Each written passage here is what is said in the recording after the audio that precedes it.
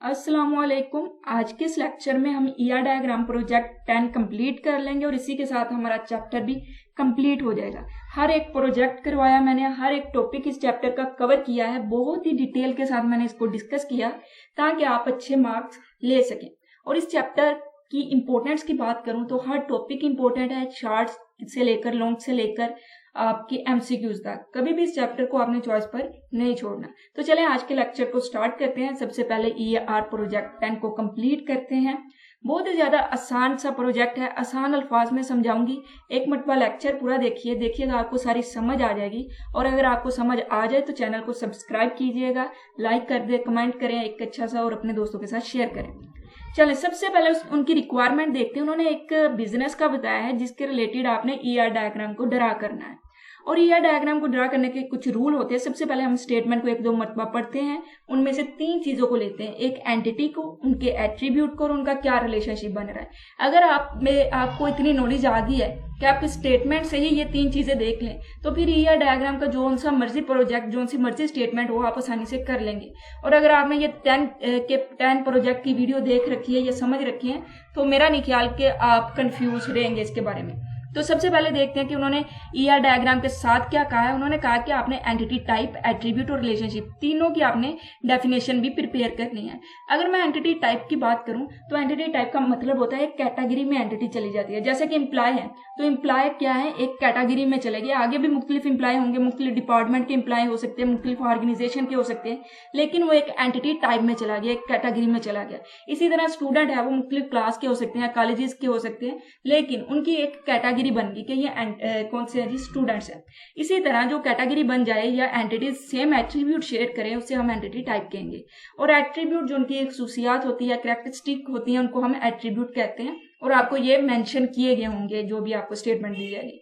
और रिलेशनशिप कैसे दो एंटिटीज आपस में कनेक्ट करती हैं उनको हम रिलेशनशिप के थ्रू रिप्रेजेंट करते हैं। तो सबसे पहले the firm has number of sale office in several state, यानी उसमें क्या है, नंबर ऑफ सेल ऑफिस। और एंटिटी का मतलब होता है कि जिसके रिलेटिव हम डाटा स्टोर कर सकें। अब उसने एट्रीब्यूट बता दिए सेल ऑफिस। एक ये बात याद रखिएगा, एंटिटी के साथ आपको एट्रीब्यूट मेंशन है तो कंफर्म है जिसके भी एट्रीब्यूट मेंशन है वो एक एंटिटी है। जैसे कि उन्होंने बताया कि सेल ऑफिस के एट्रीब्यूट्स हैं ये दोनों, तो इसका मतलब सेल ऑफिस एक एंटिटी है और ये दोनों उनके एट्रीब्यूट्स हो गए।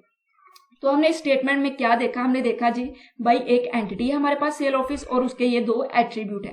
आइडेंटिफायर का मतलब है कि ये इसको आइडेंटिफाई करेगा यूनिकली। जैसे कि एक क्लास में सेम नेम के या सेम एज के 2 स्टूडेंट हो सकते हैं। अब उन दोनों को एक दूसरे से अलग कैसे हम मेंशन करेंगे, हम रोल नंबर रखते हैं, हमारी क्लासेस में होते हैं जो बताते हैं भाई इसका रोल नंबर है तो इसका मतलब ये पार्टिकुलर नेम का पर्सन है।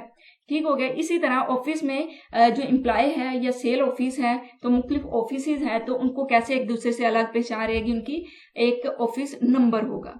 इसी तरह जी लोकेशन है और ऑफिस नंबर है। आइडेंटिफायर का मतलब है जब ईआर डायग्राम बनाएंगे उसमें आप ओवल की शेप में एट्रीब्यूट लिखते हैं तो जहां पे भी आइडेंटिफायर मेंशन है उसके नीचे एक आप लाइन लगा देंगे।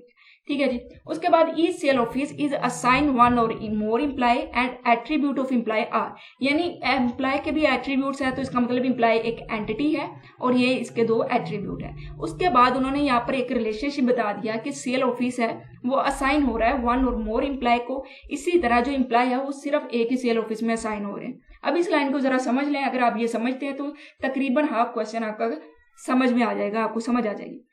वो कह रहा है कि जो सेल ऑफिस है यानी यहाँ पर जो ऑफिस है उसमें एक या एक से ज्यादा एम्प्लॉय काम कर सकते हैं, लेकिन एक पार्टिकुलर एम्प्लॉय सिर्फ एक ही ऑफिस में काम करेगा। उसके बाद बात कर रहे हैं for each sale office there is always 1 employ assign to manage the office. अब असाइन होने के बाद एक रिलेशनशिप है ऑफिस का और एम्प्लॉय का, वो है मैनेज करने का। अब ऑफिस को मैनेज करने का काम सिर्फ एक एम्प्लॉय करेगा।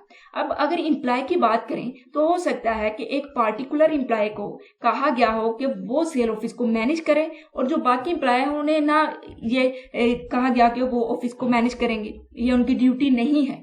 तो इसका मतलब जो नहीं कर रहे वो ऑप्शनल है, उनके लिए तो ये 0 हो गया कि वो मैनेज नहीं करेंगे। लेकिन जो मैनेज कर रहा है वो कितनों को कर रहा है, सिर्फ एक सेल ऑफिस को। तो यहाँ पर ऑप्शनल यानी 0 और 1 कार्डिनलिटी हम रिप्रेजेंट करेंगे। जैसे ही हम डायग्राम को देखेंगे आपको समझ आ जाएगी। अब उसने कहा जो फर्म लिस्ट प्रॉपर्टी है ना फॉर सेल के लिए, इसके भी एट्रीब्यूट्स हैं प्रॉपर्टी के। तो इसका मतलब प्रॉपर्टी क्या है हमारे लिए, एक एंटिटी है और ये प्रॉपर्टी के एट्रीब्यूट हो गए। तो हमें अभी तक क्या मिल चुका है, हमें इज असाइन का रिलेशनशिप मिल चुका है, मैनेज का रिलेशनशिप मिल चुका है। अगर हम एंटिटी की बात करें तो सेल ऑफिस मिल चुकी है, इसी तरह एम्प्लॉय मिल चुका है, अब प्रॉपर्टी भी हमें मिल चुकी है और कंपोनेंट आगे लोकेशन के उसने बता दिए ये वाले हैं। अब यहाँ पर आपके लिए एक छोटा सा होमवर्क होगा, मैं जब डायग्राम को आपको समझा रही हूँ तब बताएंगे आगे जी। Each unit of property must be listed with only one of the sale office. यहाँ पर उसने कहा जो प्रॉपर्टी के यूनिट है ना वो सिर्फ और सिर्फ एक सेल ऑफिस के साथ लिस्टेड होंगे, यानी ये एक हमारे पास रिलेशनशिप आ गया। A sale office must have any number of property list, यानी सेल ऑफिस तो एक या एक से ज्यादा रख सकता है प्रॉपर्टी लिस्टेड को, लेकिन जो एक पार्टिकुलर प्रॉपर्टी यूनिट है वो सिर्फ एक ही सेल ऑफिस के लिए होगा। और मैं हैव नो प्रॉपर्टी लिस्ट, यानी सेल ऑफिस के लिए कोई रिक्वायरमेंट नहीं हो सकता वो एक से ज्यादा प्रॉपर्टी लिस्ट रख रहा हो या एक भी ना रख रहा हो, लेकिन जो एक प्रॉपर्टी है ना वो सिर्फ एक ही सेल ऑफिस को जाएगी। ओके जी। Each unit of property has one or more owner. अब जो यूनिट है प्रॉपर्टी का उसके एक या एक से ज्यादा ओनर्स हो सकते हैं। एट्रीब्यूट ऑफ ओनर, यहाँ पर ओनर के एट्रीब्यूट बता दिए तो ओनर हमारे पास एक आईडी एंटिटी हो गया और यहाँ पर उसके एट्रीब्यूट है। एंड ओनर में own one or more unit of property. अब जो ओनर है वो भी एक या एक से ज्यादा यूनिट ऑफ प्रॉपर्टी को ओन कर सकता है। यहाँ पर एट्रीब्यूट का जो रिलेशनशिप है प्रॉपर्टी का या ओनर का उसको परसेंट ओन कहा गया है, जिसको हम रिप्रेजेंट करेंगे डायग्राम में। तो अभी तक जो भी मैंने आपको समझाया हो सकता है आपके ऊपर से गुजरा हो, लेकिन कहीं ना कहीं थोड़ा बहुत आपका ओवरव्यू बन गया। अब हम डायग्राम की तरफ जैसे ही मूव करेंगे तो कंप्लीटली आपको ये प्रोजेक्ट अच्छे से समझ आ जाएगा। मेरी पूरी कोशिश होती है कि बच्चा अगर इस वीडियो को देख रहा है तो उसका टाइम वेस्ट ना हो, वो अच्छे से इसको समझ सके। अब जी आगे चलते हैं। तो यहाँ पर सोल्यूशन है, जैसे कि मैंने आपको हर एंटिटी का बता देगा, एक एम्प्लॉय है, एक सेल ऑफिस है, प्रॉपर्टी है या ओनर है, क्योंकि हमने इन सबके एट्रीब्यूट्स भी देखे हैं। तो यहाँ पर एंटिटी सबसे पहले हमने मेंशन कर दी। अब यहाँ पर जो भी ये लिखा है ये आपने खुद पढ़ना है, क्योंकि ये सिर्फ जो ऊपर उन्होंने बताया ना वही यहाँ पर उन्होंने मेंशन किया है। उसके बाद यहाँ पर उन्होंने कहा है कि एट्रीब्यूट और एम्प्लॉय के सिर्फ दो एट्रीब्यूट थे, आईडी और नेम, ये दोनों थे सेल ऑफिस के। तो इन दोनों को आपने अलग से मेंशन करना है कि एट्रीब्यूट ऑन सेल, यानी एम्प्लॉय के एट्रीब्यूट, फिर सेल के एट्रीब्यूट, फिर प्रॉपर्टी की, फिर ओनर के। जितनी भी एंटिटीज हमने देखी उन सब के यहाँ पर हमने आगे आके क्या मेंशन करते हैं, एट्रीब्यूट। उसके बाद रिलेशनशिप हमने देखा था इज असाइन का, जो कि ऑफिस और एम्प्लॉय का था। फिर इसी तरह एम्प्लॉय का और ऑफिस का मैनेज का था, लिस्ट था और ओन था। तो इन रिलेशनशिप को भी हमने देख लिया। अब तो हमारे लिए कोई बात ही नहीं रही कि हम एक डायग्राम बनाएं और अच्छे से देखें। हर चीज को पकड़ेंगे और एक फॉर्मेट में लिख देंगे जो कि यह डायग्राम का है। तो सबसे पहले यहाँ पे देखिए हमें क्या उन्होंने कहा था कि जो सेल ऑफिस है और एम्प्लॉय है उनमें एक रिलेशनशिप है इज असाइन का, यानी जो सेल ऑफिस है उसमें एक या एक से ज्यादा एम्प्लॉय काम कर सकते हैं। यहाँ पर जो इस तरह से लिखा है कंफ्यूज होने की जरूरत नहीं, आप लिख सकते हैं वन और मैनी, वो वाली एक छोटी लाइन लगाएं और उसके बाद मैनी की लगाएं, कोई मसला नहीं, ऐसे भी लिख दें तब भी कोई मसला नहीं, ठीक है जी। तो सेल ऑफिस में एक या एक से ज्यादा एम्प्लॉय काम कर सकते हैं, लेकिन जो एक ही एम्प्लॉय है ना वो सिर्फ एक ही सेल ऑफिस में काम करेगा, उसमें असाइन होगा। चलें जी, इतनी तो आपको समझ आ गई होगी कि सेल ऑफिस और एम्प्लॉय में क्या रिलेशनशिप है और यहाँ पर क्या कार्डिनलिटी है। यानी एम्प्लॉय कम से कम भी एक ही ऑफिस में काम करेगा और ज्यादा से ज्यादा भी, इसलिए इसकी मिनिमम और मैक्सिमम कार्डिनलिटी 1:1। उसके बाद अगर हम इनके एट्रीब्यूट की बात करें तो हमें मेंशन है, हमने सेल के इधर लिख दिए और एम्प्लॉय के इधर लिख दिए। अब हमारे पास दूसरा उन्होंने रिलेशनशिप बताया था मैनेज करने का। जो सेल ऑफिस है उसको मैनेज करेगा सिर्फ एक एम्प्लॉय सेल ऑफिस को मैनेज करेगा, लेकिन यहाँ पर जो एम्प्लॉय है हो सकता है वो सेल ऑफिस को मैनेज करे या फिर वो ना करे। अगर वो मैनेज कर रहा है तो वो सिर्फ एक ही सेल ऑफिस को मैनेज करेगा या फिर वो मैनेज नहीं कर रहा हो। यानी फर्ज करें आप और आपके दोस्त हैं, वो एक सेल ऑफिस में असाइन है, यानी एक ही ऑफिस में असाइन है। तो क्या इसका क्या मतलब हो गया कि वो सेल ऑफिस में जिसमें असाइन है वो सिर्फ एक है, लेकिन वो खुद दो हैं, यानी एम्प्लॉय मैन ही है उस सेल ऑफिस में। अब उन दोनों में से सिर्फ एक ही सेल ऑफिस को मैनेज कर सकता है। फर्ज करें कि आप मैनेज कर रहे हैं और अगर आपके दोस्त की बात करें तो वो मैनेज नहीं कर रहा, तो उसके लिए मिनिमम कार्डिनलिटी 0 है, लेकिन आपके लिए मैक्सिमम कार्डिनलिटी 1 है। तो इस रिलेशनशिप को इस तरह से उन्होंने डिफाइन किया है। अब हमने इतनी चीज को अच्छे से समझ लिया है। अगर फिर भी कहीं भी आप भी कंफ्यूज हो जाए, आपको समझ नहीं आ रही, एक मरतबा पीछे करके दोबारा देखिए, फिर भी समझ नहीं आ रही कमेंट करें, मैं इंशाल्लाह क्लियर करूंगी। उसके बाद उन्होंने कहा कि जो सेल ऑफिस है और प्रॉपर्टी है, इन दोनों के दरमियान लिस्ट का रिलेशनशिप है। अब यहाँ पर सेल ऑफिस और प्रॉपर्टी के दरमियान जो लिस्ट का रिलेशनशिप है, इसको एक मरतबा ऊपर से पढ़ते हैं ताकि अच्छे से क्लियर हो जाए। The firm list property for sale attribute यहाँ पर बताए हैं। फिर उसने कहा each unit of property must be listed with only one sale office. अब जो प्रॉपर्टी लिस्ट है वो सिर्फ और सिर्फ एक सेल ऑफिस में जा रही है, लेकिन सेल ऑफिस की बात करें तो हो सकता है कि वो कोई भी ना प्रॉपर्टी लिस्ट कर रहा हो या फिर मैनी कर रहा हो, यानी जीरो और मैनी है सेल ऑफिस की तरफ से, लेकिन प्रॉपर्टी की तरफ से वन रिलेशनशिप बन रहा है। तो यहाँ पर इसको समझ लेते हैं। देखिएगा, जो प्रॉपर्टी है वो सेल ऑफिस की बात करें तो जो प्रॉपर्टी है वो सिर्फ और सिर्फ एक सेल ऑफिस को जा रही है, लिस्ट हो रही है। तो इसका मतलब जो प्रॉपर्टी है उसका मिनिमम मैक्सिमम कार्डिनैलिटी 1 है। अब जो सेल ऑफिस है वो हो सकता है मैनी प्रॉपर्टी को लिस्ट कर रहा हो या फिर किसी को भी ना कर रहा हो। जो रिलेशनशिप हमेशा आपने ऐसे देखना है, जैसे ये सेल ऑफिस है तो इसके लिए आपने प्रॉपर्टी की तरफ जाकर इधर मिनिमम मैक्सिमम कार्डिनैलिटी देखनी है। प्रॉपर्टी है तो इसके लिए आपने सेल ऑफिस की तरफ जाकर देखनी होती है। कि बच्चे ऐसे कंफ्यूज हो जाते हैं कि सेल ऑफिस है तो इसकी इधर आ जाएगी, नहीं, ये हमने जितने प्रोजेक्ट किए हैं हर एक में मैंने आपको अच्छे से बताया है।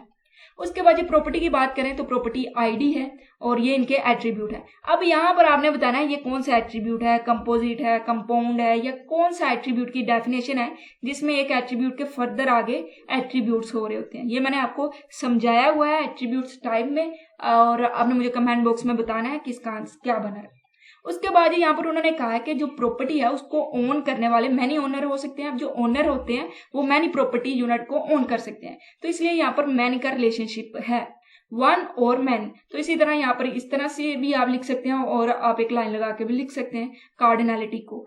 और यहाँ पर ओन के दरमियान उन्होंने एक हमें बताया था कि परसेंट ओन का रिलेशनशिप है, इसलिए हमने यहाँ पर मेंशन कर दिया। यहाँ पर ओनर के एट्रीब्यूट मेंशन कर दिए। तो एक मरतबा आपने अच्छे से इसे फिर से मैं आपको समझाती हूँ कि सबसे पहले हमने जितनी भी एंटिटीज थी उन एंटिटी को आपने रफ अमल में इसी तरह से लिख देना, थोड़ा थोड़ा फासला छोड़ के। भाई एम्प्लॉय था, सेल ऑफिस था, प्रॉपर्टी थी, ओनर थे। अब इन सब के दरमियान क्या क्या रिलेशनशिप बन रहा है, जैसे एम्प्लॉय है तो उसमें इज असाइन का बन रहा है और मैनेज का बन रहा है, आपने ऐसे लिख दिया। हो सकता है आप एम्प्लॉय को इधर लिख दें, सेल ऑफिस को इधर लिख दें, मैनेज के रिलेशनशिप को इधर लिख दें, कोई मतलब नहीं इससे, ठीक है।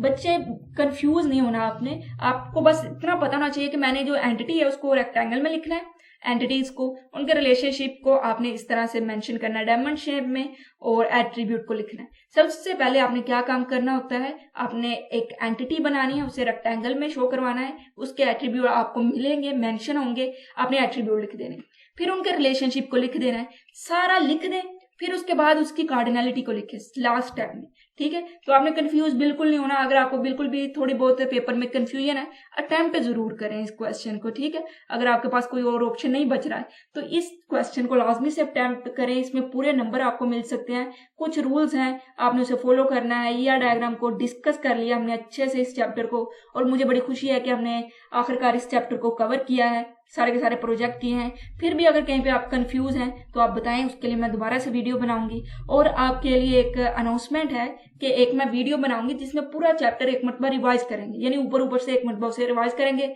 जो पेपर में आपको हेल्प करेगा। यानी पेपर में आप पूरी की पूरी प्ले लिस्ट को तो नहीं देखने बैठेंगे या पढ़ने बैठेंगे, वहां पर आपको एक ओवरव्यू दूंगी, हर चीज का एक छोटा छोटा ओवरव्यू होगा जिसमें आपको समझ आ जाएगी सारी की सारी। और एक बात यह है कि हमने डेटाबेस का सेशन स्टार्ट किए हुए हैं, जिसमें हम रोज की रोज आपको हर बुक के सेशन दे रहे हैं और पढ़ा रहे हैं। मेहनत कर रही हूँ मैं भी, तो आप भी एक छोटी सी मेहनत करें कि चैनल को सब्सक्राइब करें, अपने दोस्तों के साथ शेयर कर दीजिएगा। आपकी तरफ से भी ये एक छोटी सी मेहनत है, मेरी तरफ से भी है। तो इंशाल्लाह अगली वीडियो में मिलेंगे। दुआओं में याद रखिएगा। तब तक के लिए अल्लाह हाफिज।